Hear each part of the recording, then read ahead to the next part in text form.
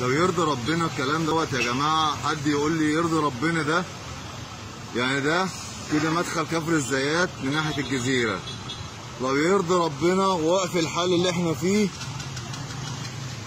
لو يرضي ربنا، حد يقول لي يرضي ربنا ولا لا؟ لا في بضاعه راضيه تجيلنا ولا توك توك راضي يجي هنا،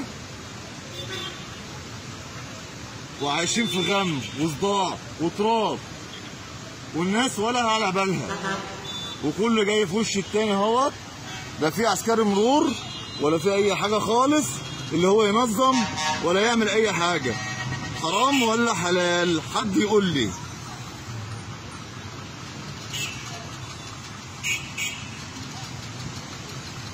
ده كده مدخل كفر الزيات، والناس نايمه على ودانها. ده بيتحركوا بقالهم اسبوعين ما عملوش فرده واحده.